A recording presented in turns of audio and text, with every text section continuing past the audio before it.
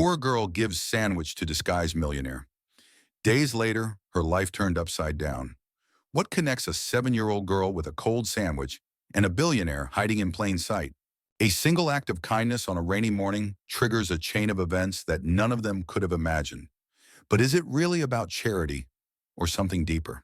This is a true-to-life tale of grief, trust, and the quiet power of doing good when no one is watching. Before we start the story, write in the comments from which part of the world you're watching today. That morning, something strange happened at the bus stop. Not loud, not dramatic. No police, no camera phones. Just a little girl and a sandwich. But that single moment would rewrite the lives of 3 people. One of them didn't even know it yet. The pavement was still wet from the early morning drizzle. Sophia stood with both feet together, balancing on a crack between 2 slabs. She wasn't playing, just trying to avoid the cold that seeped up through the soles of her thin shoes. In her hands, tucked inside her coat, was a sandwich. White bread, peanut butter, wrapped in wax paper that had been used before.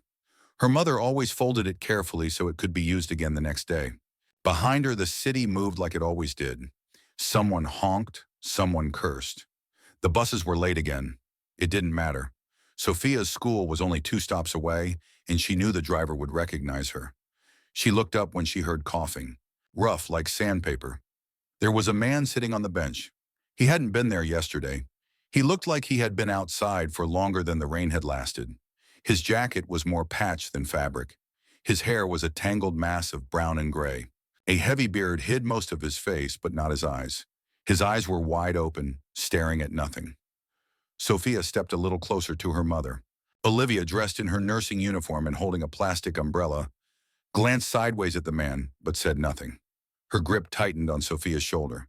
"Just wait for the bus," she muttered. The man wasn't begging. He wasn't talking. He wasn't moving much at all, except when he coughed. Sophia couldn't stop looking at him. He didn't smell good.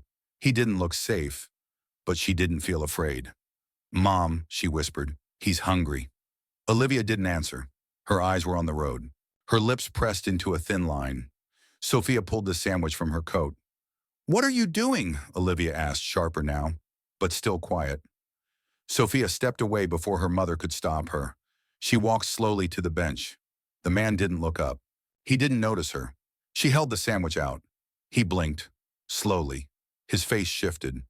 Not with anger, not confusion exactly, but something between disbelief and exhaustion. "I don't need it," he said hoarsely. Sophia kept holding it out. She didn't move, didn't speak. The man hesitated, then reached out with one hand. His fingers were cracked. One nail was missing. He took the sandwich like it was glass. "Thanks," he said after a pause. Sophia turned and walked back to her mother, who didn't say anything. A minute later, the bus arrived. The driver waved to Sophia. She waved back and got on, her backpack bouncing against her back. The man watched the bus drive away. He sat still for a long time, sandwich untouched in his lap. Then carefully, he peeled back the paper and took a bite. And for the first time in months, maybe years, he didn't feel like garbage. The man's name was Edward, but no one had called him that in a long time. He hadn't planned to stop at that bench. He'd just been walking, trying to find a street that didn't smell like piss. The rain had soaked through his boots and his legs hurt from sleeping on concrete. He was used to pain now.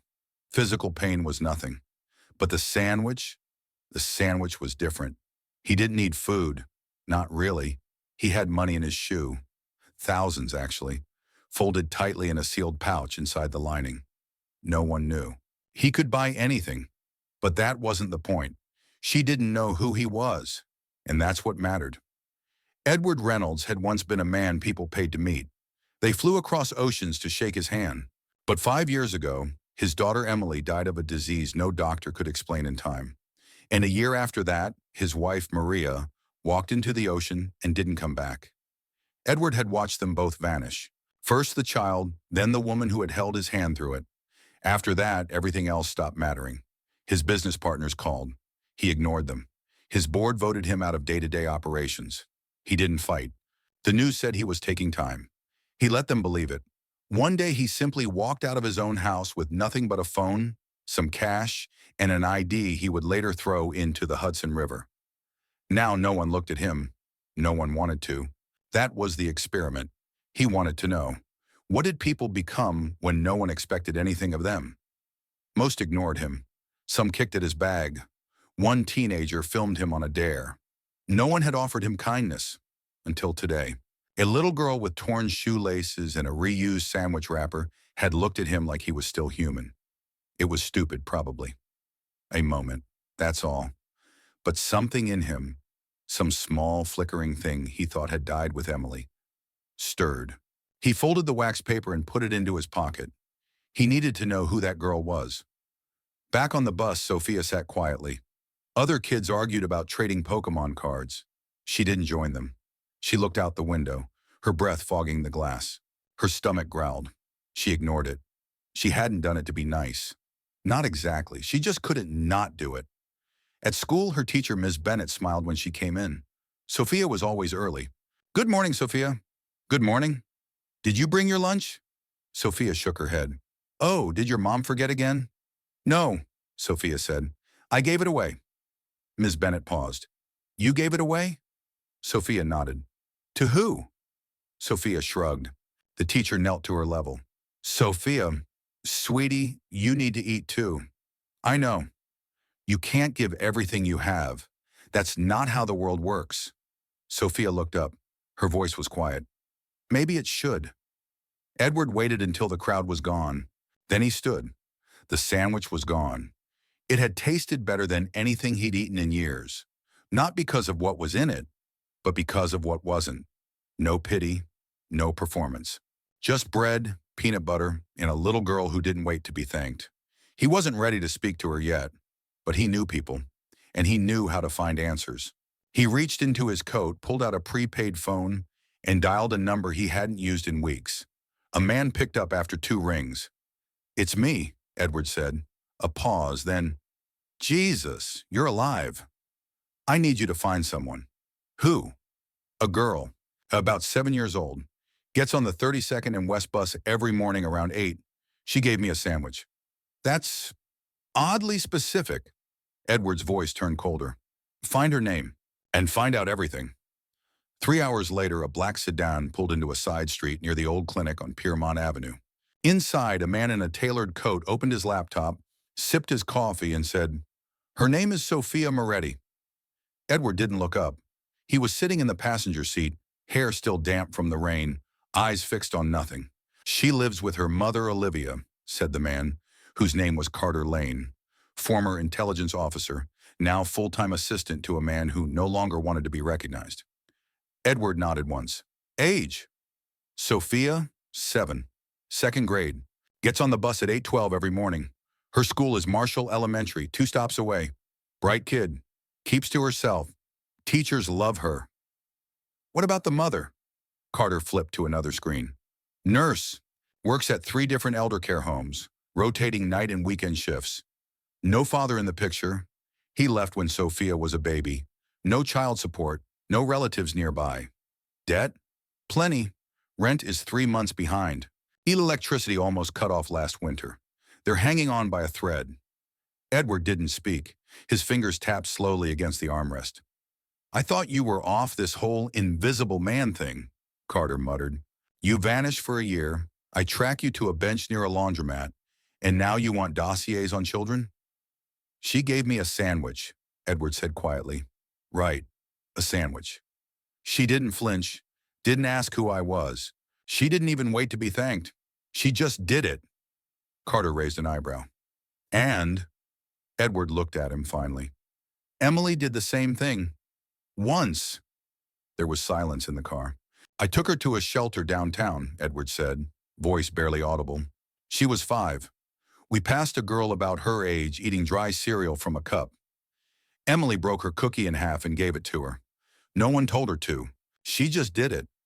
And now you think this, Sophia? I think I've spent years walking through this city invisible. And yesterday, a child looked at me like I mattered." Carter leaned back. "What do you want to do?" "I don't know," Edward admitted. "But not doing anything feels like the same mistake all over again." Olivia Moretti hadn't slept in 2 days. Her shift had ended at 4 in the morning. She took a bus home, made sure Sophia's clothes were clean, packed her lunch, then fell asleep in her scrubs. At 7:15, she woke up to find Sophia dressed and brushing her own hair. The sandwich was gone. "Sophia," Olivia asked, "and did you eat?" Her daughter didn't look up. "I'm not hungry." "Sophia." "I gave it away." Olivia felt her stomach drop. "To who?" "There was a man at the bus stop." "You gave your lunch to a stranger?" Sophia turned to face her. "He looked hungry. He could have been dangerous." "He wasn't." Olivia stood still, breathing through her nose. "Sweetheart, we don't have extra. That sandwich was all we could do today." "I know," Sophia said, "but he had less." Olivia wanted to scold her, to explain why the world didn't work this way, but the words stuck, because deep down she knew she hadn't raised a fool. She'd raised a mirror. Sophia had seen need and responded, the way Olivia herself used to, before exhaustion, before cynicism. She crouched down and hugged her daughter tightly. "I'm proud of you," she whispered, "but please, don't talk to strangers." "I didn't. I just gave him food." Olivia kissed the top of her head. "Next time, tell me first." 2 blocks away, Edward sat alone on a park bench, watching the entrance to Marshall Elementary. He saw Sophia run into the schoolyard. Her hair bounced. Her backpack was half unzipped. He watched her greet the same teacher from earlier, Ms. Bennett, mid-30s, sensible shoes, tired smile, probably overworked, definitely underpaid. Sophia handed her something, a drawing maybe. The teacher crouched to see. She laughed. Sophia laughed too. Edward looked down at his own hands. The nails were cleaner now. Carter had insisted on a hotel room and a shower, but he still felt unpresentable, like he didn't deserve to be close to anything innocent. He rose and walked to the street corner. The old him would have written a check. The newer him didn't know what to do yet. He just knew he had to do something that lasted. That night, Olivia returned from her shift to find a letter in their mailbox. It wasn't a bill, not junk. The envelope was heavy, real paper, no return address. She opened it slowly. Inside was a typed letter. "To Sophia Moretti and her mother, your daughter's kindness has not gone unnoticed. I would like to offer her a scholarship, full academic coverage through university, including housing and supplies. Additionally, I would like to offer Ms. Moretti a position within my medical foundation. Better hours, better pay, full benefits.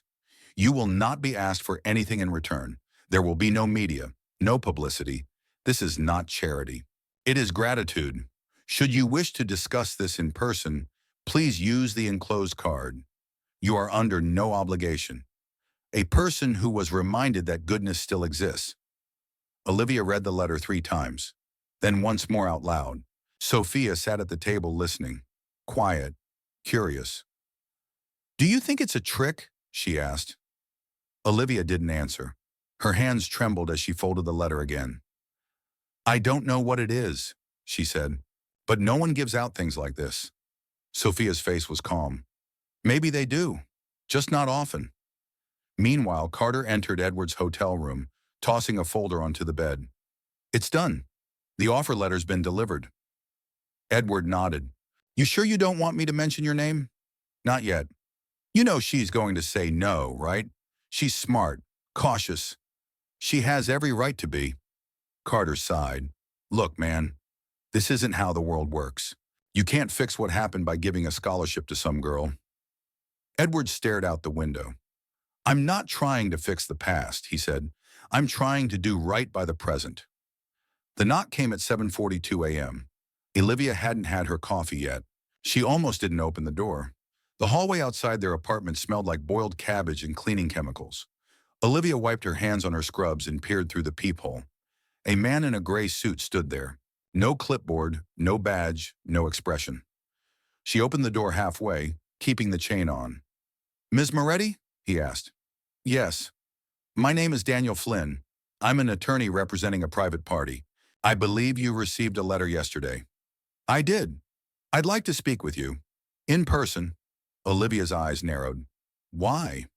He held up a small black case.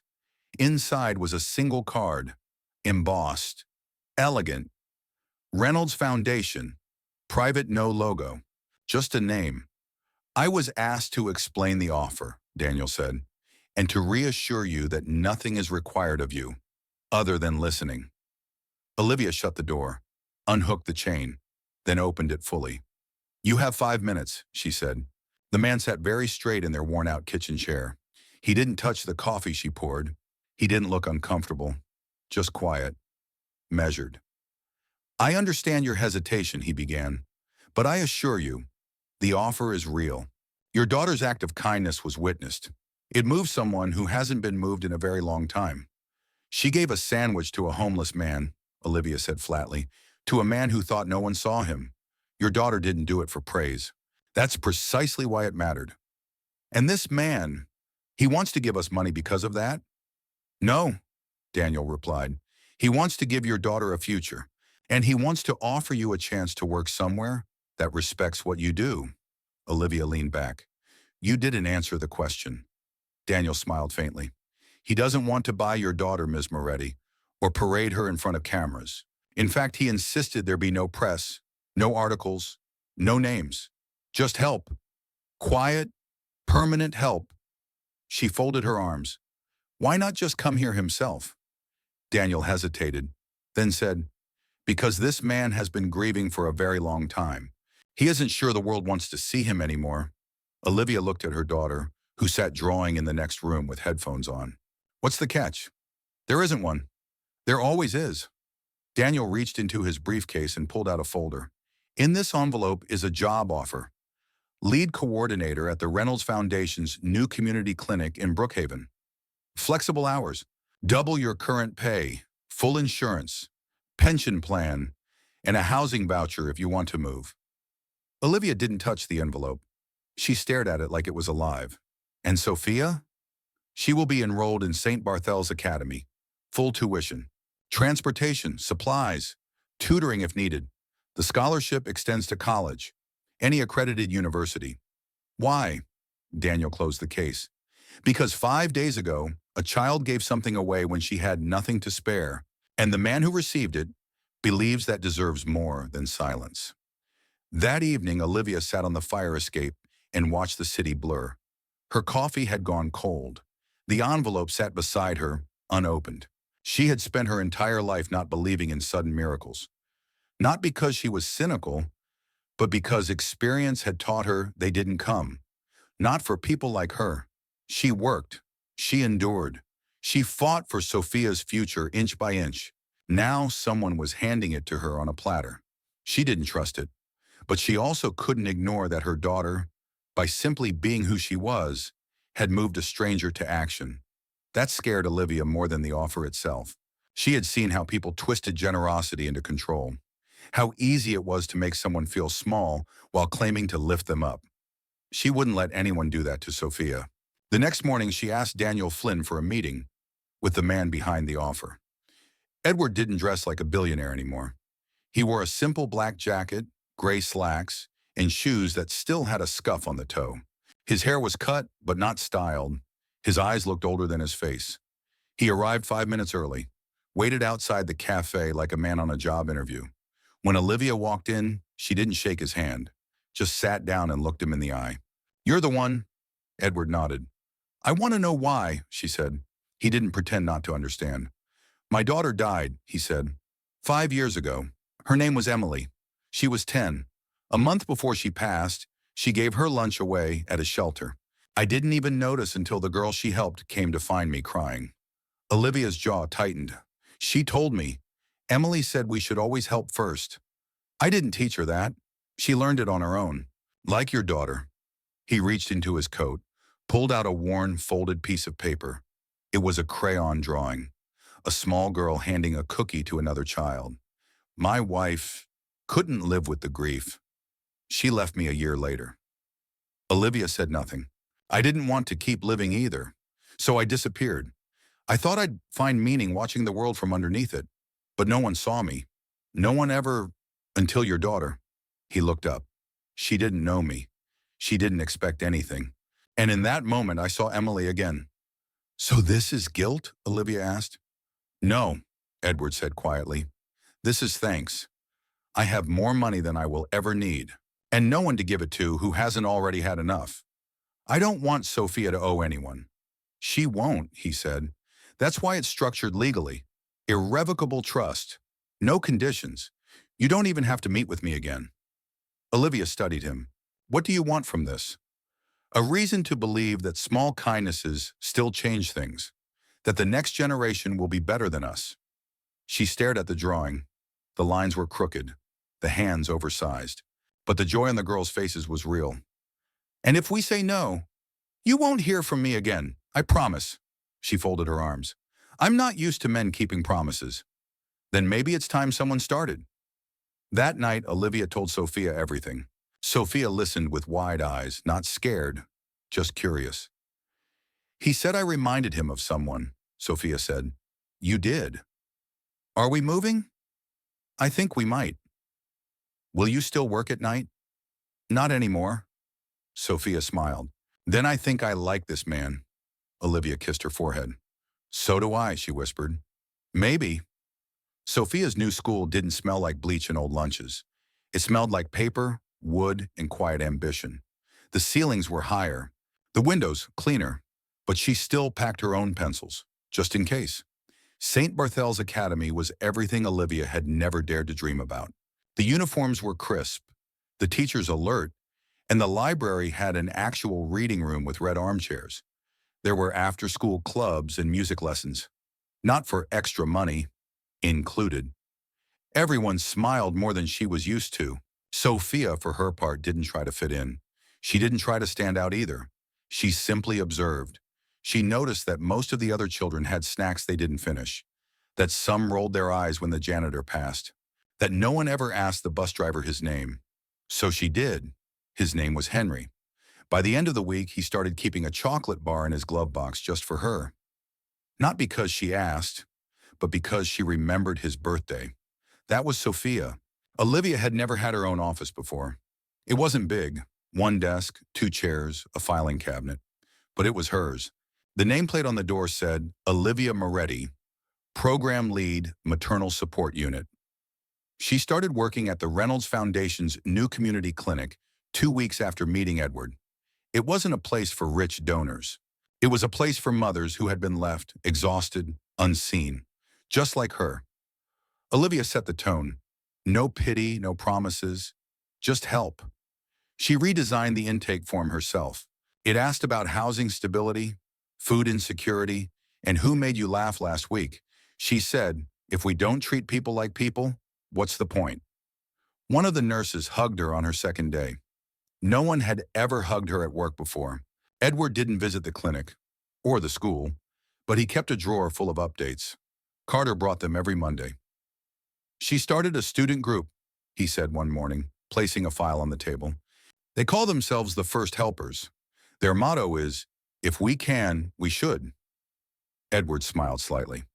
She came up with that? Apparently. Her teacher said she's unusual. In what way? Like she already knows what matters and is just waiting for everyone else to catch up. Edward sat with that thought for a long time. She's not waiting, he said finally. She's leading. The letter from the UN came in a plain white envelope. Ms. Bennett called Olivia herself. I had to submit her application without asking, she confessed. I hope you don't mind. She's been nominated for the Junior Humanitarian Forum. In Geneva? Yes. Expenses covered. But she has to speak. Olivia froze. Public speaking? She wrote something already. Do you want to read it? Olivia said yes. It was 3 paragraphs written in pencil. People think kindness is something you do when you have extra. But I didn't have extra. I had 1 sandwich and I gave it away. That doesn't make me special. It just means I saw someone and decided he mattered. We should all matter to someone. That's what makes the world work. One choice at a time. Olivia closed the paper. Her hands were trembling again. You think she's ready? She asked. I think she already did it. We're just catching up. The letter from the UN came in a plain white envelope. Ms. Bennett called Olivia herself. I had to submit her application without asking, she confessed. I hope you don't mind. She's been nominated for the Junior Humanitarian Forum. In Geneva? Yes, expenses covered. But she has to speak. Olivia froze. Public speaking? She wrote something already. Do you want to read it? Olivia said yes. It was 3 paragraphs written in pencil. People think kindness is something you do when you have extra. But I didn't have extra. I had one sandwich, and I gave it away. That doesn't make me special. It just means I saw someone and decided he mattered. We should all matter to someone. That's what makes the world work. One choice at a time. Olivia closed the paper. Her hands were trembling again. You think she's ready? She asked. I think she already did it. We're just catching up. Edward read the speech 5 times. He didn't cry. He never cried anymore. But he stared at the last sentence for a long time. That's what makes the world work. One choice at a time. He wrote a check to expand the clinic, then another to fund a mobile dental van for schools in poorer neighborhoods. Carter raised an eyebrow. You're going full philanthropist now? I'm not donating, Edward said. No, I'm following her. At the forum, Sophia stood behind a microphone in front of 200 people. She wasn't nervous. She just thought about the man on the bench, the way he looked at the sandwich, like it might disappear. She thought about Emily, a girl she'd never met, but somehow felt close to. And she spoke, not loudly, not dramatically, just clearly. Later, a girl from Ethiopia gave her a bracelet made of woven grass. You speak like someone who remembers, the girl said. Sophia thanked her and promised to send her a book in return. Back in the city, Olivia passed a girl with a stroller outside a pharmacy. The girl couldn't have been older than 20. The baby was crying. Her shoes had holes. Olivia didn't pause. She walked up to her and asked if she needed help. The girl said yes, but didn't look hopeful. An hour later, she had a ride, a meal voucher, and an appointment at the clinic. When Olivia got home that night, she found Sophia on the floor, building something with sticks and paper. What is it? She asked. It's a kindness machine. A what? You put something in one side, like food or help, and it sends it somewhere it's needed. Fast. Olivia knelt beside her. Does it work? Sophia looked up. It already did. The opening ceremony was held in a repurposed church, now painted white and filled with sunlight. The sign above the door read, The First Helpers Children's Center. Sophia designed the logo herself. The ribbon cutting was simple. No gold scissors, no red carpet, just folding chairs, homemade lemonade, and 36 kids, some from shelters, some from schools, all invited personally. Edward stood in the back. He didn't speak, didn't let anyone introduce him. He just watched as Sophia took the stage, her dress wrinkled, her shoes scuffed from running. There was no script. She stepped up to the microphone and smiled. Hi, she said. Thank you for coming. She pointed to the sign above the door. This place isn't about being rescued. It's about remembering that sometimes you're the one who can help first, even if you're small, even if you don't have much. She paused. I once gave a sandwich to someone who looked invisible, but he wasn't. And he reminded me that people don't need to earn kindness. They just need to be seen.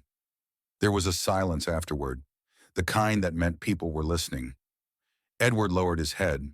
In the crowd, a girl sat alone. She looked about 7. Brown coat, hands tucked in her sleeves. On her lap, wrapped in a napkin, was a sandwich. She didn't clap, she didn't smile. She just watched. Next to her, a man, thin, older, with a plastic bag full of crushed soda cans, sat hunched forward. No one noticed them, until the girl unwrapped her sandwich and gently tore it in half. She didn't say anything. She just held it out. The man stared at her, confused. She nodded once and smiled, and he took it. In the corner of the room, Sophia saw the exchange. She didn't say anything either, but she smiled. Olivia sat beside Edward on a wooden bench near the side door. They asked me to speak, she said, but I said no. Why? She sipped her coffee. Because the right people are already talking. Edward nodded. She's done more in a year than I did in 50, he said. She didn't do it alone, Olivia replied. He looked at her, and for the first time, there was no grief behind his eyes. Just something like peace. You know, Olivia said, I didn't believe in signs before all this, or destiny. I thought people made their own lives. And now, I think maybe there's a little space in the world where things line up. Not often, but just enough to make you wonder. She stood and stretched. I'm going to check on the parents' room. Some of them look scared to ask for a cup of coffee. Edward smiled. That used to be me. I know, she said. It's why you built this place. Later that day, Sophia found the girl with the sandwich near the coat rack. Hi, Sophia said. The girl looked up. Was it good? Sophia asked. The girl nodded. What's your name? Lena. Sophia reached into her bag and pulled out a small sticker. It was shaped like a heart with the words, help first. She handed it to her. You're one of us now, Sophia said. Lena held the sticker like it was gold. That night, Edward walked the streets alone, not hiding anymore, just walking. He passed a man digging through a bin, a woman humming to herself on a stoop, a group of teens running toward the subway. He didn't feel invisible. He felt present. When he reached his apartment, he sat on the balcony and opened the drawer beside his bed. Inside was the original wax paper, still folded, still creased from the little hands that had offered it to him without fear. He didn't need it anymore, but he kept it anyway, because it wasn't just a wrapper, it was the beginning of a new life. Some stories don't end with applause, they end with repetition. Somewhere, someone gives away something they can't afford to lose, a smile, a seat, a sandwich, and the world shifts, just slightly, towards something better.